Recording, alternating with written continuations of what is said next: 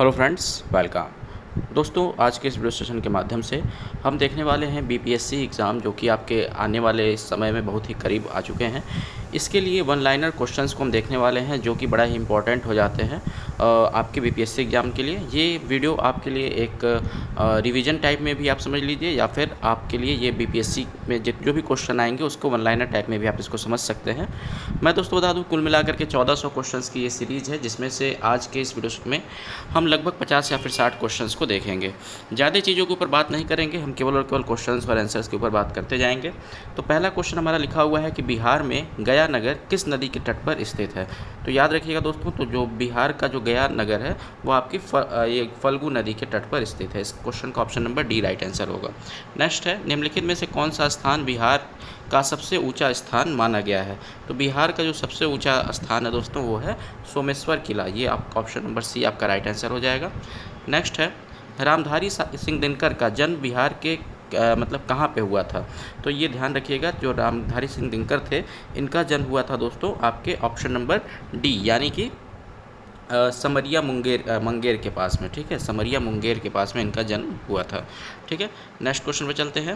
बिहार में जयप्रकाश विश्वविद्यालय स्थित है, कहाँ पे स्थित है, ये आपसे पूछा जा रहा है। तो बिहार में दोस्तों जयप्रकाश विद्यालय स्थित है छपरा में। ठीक है, ये छपरा जिला में स्थित है, याद रखिएगा। ठीक है, थोड़ा सा मैं इसका साइज बड़ा कर लेता हूँ। चलिए नेक्स्ट क्वेश्चन पे चलते हैं। नेक्स्ट क्वेश्चन है, अशोक ने अपने धम्म यात्रा के अंतर्गत बोध गया की यात्रा अपने राज्याभिषेक के किस वर्ष में की थी। ठीक है, तो किस वर्ष में की थी, तो इसका राइट आंसर तो आप सभी को पता होना चाहिए। इसका राइट आंसर हो जाएगा दोस्तों ऑप्शन नंबर बी, यानी कि 10वें वर्ष में की थी। क्लियर। चलिए नेक्स्ट क्वेश्चन पे चलते हैं। नेक्स्ट हमारा जो क्वेश्चन है आपकी स्क्रीन पे वो है कि बिहार में बॉक्साइट खनिज किस ज़िले में पाया जाता है। तो बिहार में जो बॉक्साइट खनिज है दोस्तों वो आपके मुंगेर ज़िले में पाया जाता है। इस क्वेश्चन का right answer option number A हो जाएगा। क्लियर, बॉक्साइट आपका मुंगेर में पाया जाता है। ठीक है, बिहार में मगध विश्वविद्यालय कहाँ पे स्थित है। तो इसका राइट आंसर हो जाएगा ऑप्शन नंबर सी, यानी कि ये आपका बोध गया में स्थित है। ठीक है, चलिए नेक्स्ट क्वेश्चन पे चलते हैं। मयूर सिंहासन पे बैठने वाला अंतिम शासक, ठीक है, यहाँ पे पूछा जा रहा है अंतिम मुगल सम्राट कौन था। तो आप सभी जानते हैं मोहम्मद शाह था। इसका right answer option number B हो जाएगा। ठीक है, चलिए नेक्स्ट क्वेश्चन पे चलते हैं।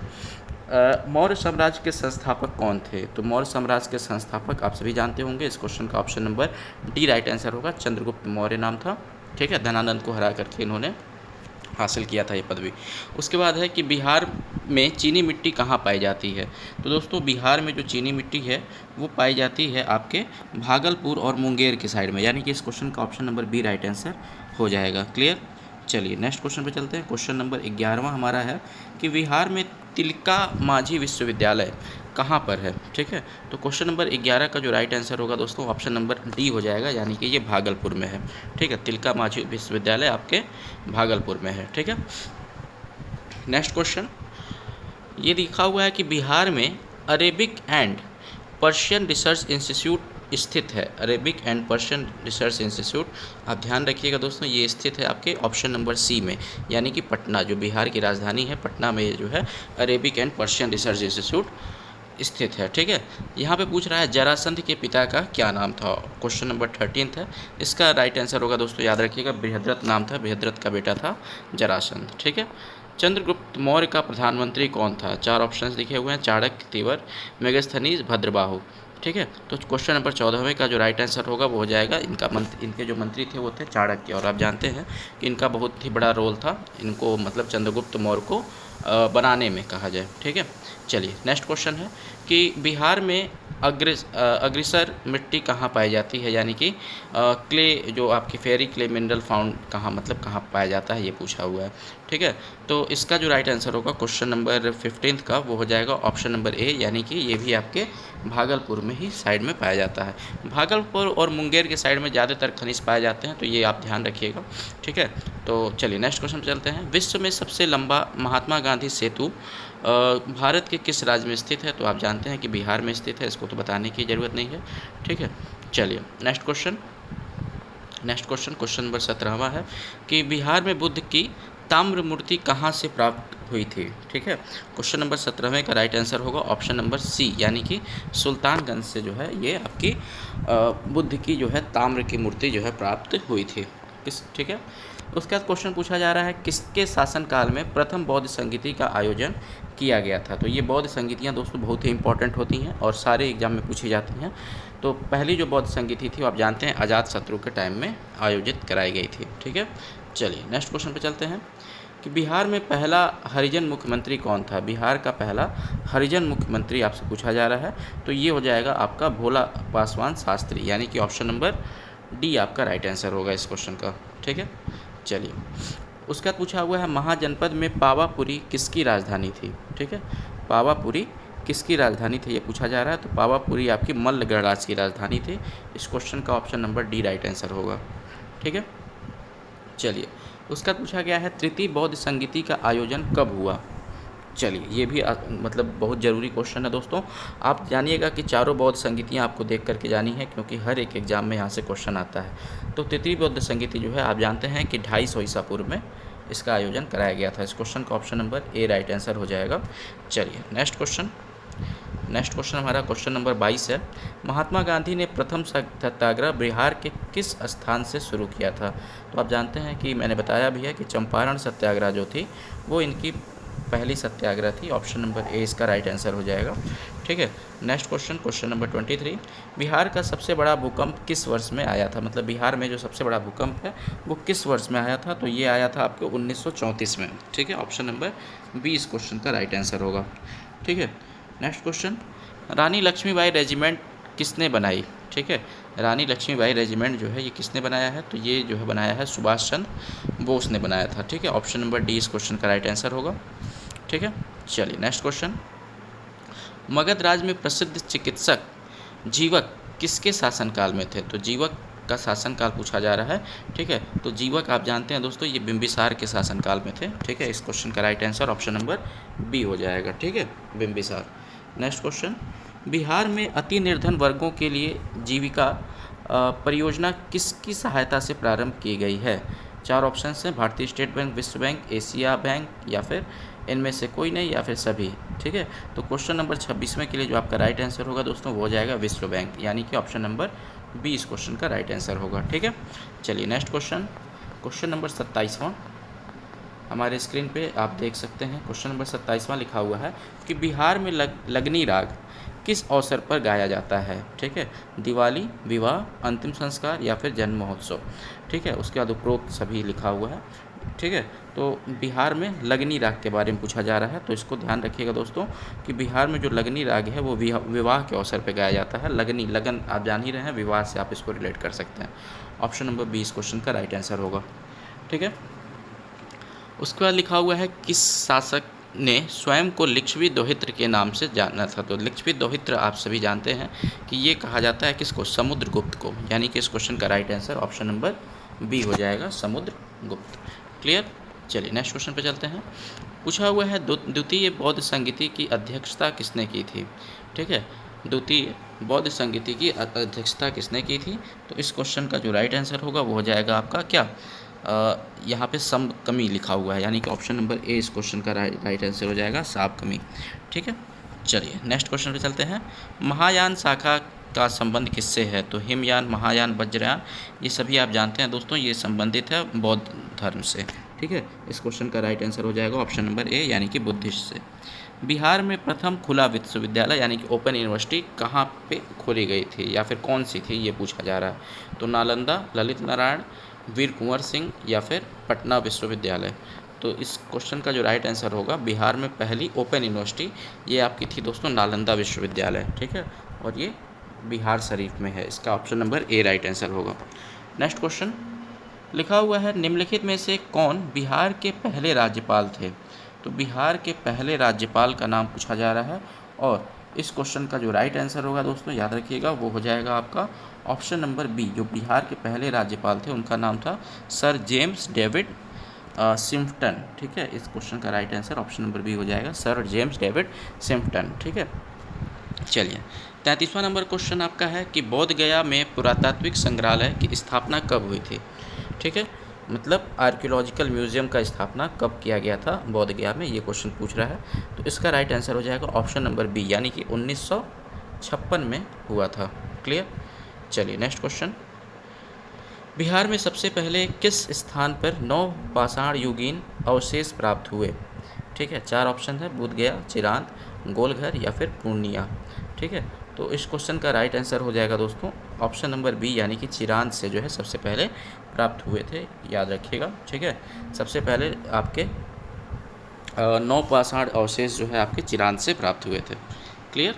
चलिए, उसके बाद ये है कि बिहार निवासी बिस्मिल्लाह खां के बारे में सही कथन है। बिहार गौरव सम्मान से सम्मानित है, भारत रत्न से सम्मानित से, शहनाई वादक में सर्वश्रेष्ठतम थे, या फिर उपरोक्त सभी। तो आप सभी जानते हैं दोस्तों कि इसका जो है आप अगर दो ही चीज़ देखें कि आप जानते हैं कि शहनाई बजाते थे और भारत रत्न से भी सम्मानित हुए थे, यानी कि इसका उपरोक्त सभी, यानी कि ऑप्शन नंबर डी इसका राइट आंसर हो जाएगा कि ये बिहार रत्न से भी सम्मानित थे, शहनाई वादक भी थे और भारत रत्न भी इनको दिया गया था। ठीक है, तो क्वेश्चन नंबर 35 के लिए हमारा right answer option number D हो जाएगा। क्लियर। चलिए, उसके बाद है किस स्तंभ में अशोक ने स्वयं को मगध का सम्राट बताया था? ठीक है, तो इसका राइट आंसर ऑप्शन नंबर, ठीक है, मगध मतलब किस में अशोक ने अपने आप को मगध का सम्राट बताया था? इस क्वेश्चन का जो राइट आंसर होगा वो आपका हो जाएगा ऑप्शन नंबर डी, यानी कि ब्राह्मणु स्तंभ। ठीक है, ब्राह्मणु स्तंभ में इन्होंने अपने आप को मगध का सम्राट बताया था। ठीक है, चलिए नेक्स्ट क्वेश्चन पे चलते हैं। हमारा नेक्स्ट क्वेश्चन है 37 नंबर। यूनानी दूत मेगास्थनीज किसके दरबार में पाटलिपुत्र आया था? तो ये तो आप सभी जानते होंगे इसका आंसर कि मेगास्थनीज किसके दरबार में था। तो मेगास्थनीज था आपके चंद्रगुप्त मौर्य के दरबार में। इस क्वेश्चन का right answer option number D हो जाएगा। मेगास्थनीज जिसकी बुक का नाम इंडिका हुआ करता है और ये आपके चंद्रगुप्त मौर्य के साम्राज्य में था। ठीक है, उसका लिखा हुआ है चंद्रगुप्त प्रथम ने 320 ईस्वी में महाराजा धीराज की उपाधि कहाँ धारण की थी? ठीक है, तो महाराजा धीराज की उपाधि इसने धारण की थी पाटलिपुत्र में, यानी कि इसका option number A right answer होगा। ठीक है, ऑप्शन नंबर ए, पाटलिपुत्र में चंद्रगुप्त ने महाराजा धीराज की उपाधि धारण की थी। क्लियर। चलिए, उसके बाद पूछ रहा है जरासंध की राजधानी कहाँ थी? जरासंध ने अपनी राजधानी कहाँ बनाई थी या फिर इनकी राजधानी कहाँ थी? तो इनकी राजधानी हुआ करती थी राजगृह। जरासंध की राजधानी राजगृह थी। इस क्वेश्चन का right answer option number D हो जाएगा। नेक्स्ट है मगध साम्राज्य में कलिंग का विलय सर्वप्रथम किसने किया था? मगध साम्राज्य में कलिंग का विलय मतलब कलिंग का विलय किसने किया था? तो ये किया गया था महापद्मनाथ द्वारा। ठीक है, महापद्मनंद द्वारा इसका जो है विलय किया गया था। ऑप्शन नंबर डी इस क्वेश्चन का राइट आंसर होगा। ठीक है, महापद्मनंद ने सबसे पहले मगध साम्राज्य का विलय कलिंग के साथ किया था। ठीक है, ऑप्शन नंबर डी इस क्वेश्चन का राइट आंसर होगा। नेक्स्ट क्वेश्चन है निम्न में से कौन सा यात्री बिहार आने वाले लिखा हुआ है सेल्यूकस का राजदूत था? ठीक है, मतलब निम्नलिखित में से कौन सा यात्री बिहार आने वाले सेल्यूकस का राजदूत था? 4 ऑप्शंस हैं। ठीक है, इंतगिस, फाहियान, मेगास्थनीज, हेनसांग या फिर उपरोक्त में से एक से अधिक। ठीक है, तो इसका जो राइट आंसर होगा वो आप सभी जानते हैं कि ये जो है सेल्यूकस निकेटर के साथ मेगास्थनीज आया था, जिसको बाद में ये चंद्रगुप्त मौर्य के दरबार में आ गया था। ठीक है, तो इस क्वेश्चन का right answer option number C हो जाएगा। इसके बारे में जब आप डिटेल में पढ़ते हैं दोस्तों तो आप जानेंगे कि इनके बेटी के साथ ही शादी हुआ था चंद्रगुप्त मौर्य का, तो इसी में जो है इन्होंने ऐसा मतलब दिया था। इसके बारे में आप डिटेल आपको पढ़ना होगा। अगर पढ़ना है तो आप वीडियोज़ को देखेंगे हमारे, तो आपको पता चल जाएगा। नेक्स्ट है अल्पसंख्यक आयोग को कानूनी अधिकार प्रदान करने वाला देश का पहला राज्य कौन सा है? ठीक है, अल्पसंख्यक आयोग को कानूनी दर्जा देने वाला देश का पहला राज्य है बिहार, यानी कि इसका right answer option number C हो जाएगा। ठीक है, उसके बाद है राज्य में विधान परिषद को समाप्त किया जा सकता है। कैसे समाप्त किया जा सकता है? 4 ऑप्शंस हैं, राष्ट्रपति द्वारा, राज्य विधानसभा द्वारा, राज्यपाल द्वारा या फिर संसद द्वारा। तो ये इसका राइट आंसर हो जाएगा दोस्तों। राज्य में पूछ रहा है राज्य में विधान परिषद को समाप्त कैसे किया जा सकता है? तो ऑप्शन नंबर डी, यानी कि सांसद द्वारा। इसको संसद द्वारा, सांसद नहीं संसद द्वारा। संसद मतलब पार्लियामेंट होता है और सांसद मतलब एमपी हो जाता है। ठीक है, तो इसका right answer option number D होगा। ठीक, उसका पूछ रहा है विक्रमशिला विश्वविद्यालय की स्थापना, ठीक है, पाल राजा द्वारा की गई थी। मतलब कौन से पाल राजा द्वारा की थी? तो राजेंद्र चोल, पुलकेशिन, मिहिर भोज, धर्मपाल या फिर कौन सा इसमें होगा? तो 44वें का एक ही धर्मपाल है, मतलब एक ही पाल राजा है जिसका नाम है धर्मपाल। तो इस 44वें का option number D right answer हो जाएगा। इसको तो देख के ही आप आंसर कर सकते थे। ठीक है, ये सारे क्वेश्चन दोस्तों आए हुए हैं किसी न किसी बिहार के एग्ज़ाम में, तो इस कारण से आपके लिए इम्पॉर्टेंट हो जाते हैं। ठीक है, और आप इसको अगर एक बार रिवाइज़ कर लेते हैं तो आपका बहुत ही फ़ायदा होगा। ठीक है, इसके जो भी आपके PDF वगैरह हैं वो हमारे ग्रुप में अपलोड कर दिए जाएंगे। तो टेलीग्राम चैनल्स का लिंक आपको डिस्क्रिप्शन में मिलेगा, वहाँ से आप उसको ज्वाइन करके इसके जो है आप नोट्स भी प्राप्त कर सकते हैं। ठीक है, उसके बाद है किस शासक के प्रयासों से नालंदा विश्वविद्यालय की स्थापना हुई थी? ठीक है, कौन से शासक के प्रयासों से नालंदा विश्वविद्यालय की स्थापना हुई थी? तो ये इनका नाम था कुमारगुप्त। ठीक है, ऑप्शन नंबर ए इस क्वेश्चन का राइट आंसर होगा। नेक्स्ट, बिहार में प्रथम निर्दलीय मुख्यमंत्री कौन चुना गया था? 4 ऑप्शंस हैं, आप बताइए। अब्दुल गफूर, महामाया प्रसाद सिन्हा, या फिर श्री कृष्ण सिंह, या फिर डॉक्टर जाकिर हुसैन। ठीक है, बिहार में पहले निर्दलीय मुख्यमंत्री कौन थे? तो इस क्वेश्चन का जो आपका राइट आंसर होगा वो हो जाएगा ऑप्शन नंबर बी, यानी कि महामाया प्रसाद सिन्हा। ठीक है, नेक्स्ट, बिहार में पहली जनशताब्दी एक्सप्रेस रेलगाड़ी का शुभारंभ कब किया गया था? ठीक है, तो ये दोस्तों किया गया था, याद रखिएगा आप, ये किया गया था आपके 19 जून 2002 के दिन। ठीक है, यानी कि इस क्वेश्चन का right answer option number C हो जाएगा। ठीक, चलिए, उसके बाद मोकरी शासक ने किसको या फिर किसे परास्त कर मगध के अधिकांश भाग को जीत लिया था? तो इसका जो राइट आंसर होगा, मोकरी शासक ने यहाँ पे दामोदर गुप्त को हरा करके और अधिकतर साम्राज्य जो है मगध का जीत लिया था। ठीक है, तो दामोदर गुप्त इसका राइट आंसर होगा ऑप्शन नंबर बी। ठीक, चलिए नेक्स्ट क्वेश्चन, गुप्त काल की एक सुंदर कार्तिकेय की मूर्ति किस जिले से प्राप्त हुई थी? ठीक है, गुप्त काल की एक सुंदर कार्तिकेय की मूर्ति किस ज़िले से प्राप्त हुई थी? तो इसका जो राइट आंसर होगा क्वेश्चन नंबर 49 का वो हो जाएगा ऑप्शन नंबर डी, यानी कि शाहाबाद से। ठीक है, शाहाबाद इसका राइट आंसर हो जाएगा। ठीक है, क्वेश्चन नंबर 50वां है कि अर्थशास्त्र के लेखक कौन हैं? तो इसको तो आप जानते हैं, इसका नाम है कौटिल्य। ठीक है, या फिर इन्हीं को चाणक्य भी कहा जाता है। तो इस क्वेश्चन का right answer option number A हो जाएगा। ठीक, निम्न में से मगध का कौन सा राजा सिकंदर महान के समकालीन था? ठीक है, मगध का कौन सा राजा सिकंदर महान के समकालीन था? तो ये था आपका धनानंद। ठीक है, धनानंद के ही शासन में सिकंदर आया था। ठीक है, उसका लिखा हुआ पाटलिपुत्र नगर की स्थापना कब हुई थी? तो पाटलिपुत्र नगर की स्थापना हुई थी 490 ईसा पूर्व में, यानी कि इस क्वेश्चन का राइट आंसर होगा क्या? ऑप्शन नंबर ए, उदाइन द्वारा की गई थी, ये भी याद रखिएगा, उदाइन। ठीक है, उदाइन नाम आता है पाटलिपुत्र की स्थापना के लिए। बिहार में प्राप्त होने वाले अशोक स्तंभ लेख कौन सा नहीं है? यानी कि अशोक के स्तंभ लेख में कौन सा मतलब नहीं है जो कि मतलब बिहार में पाया जाता है?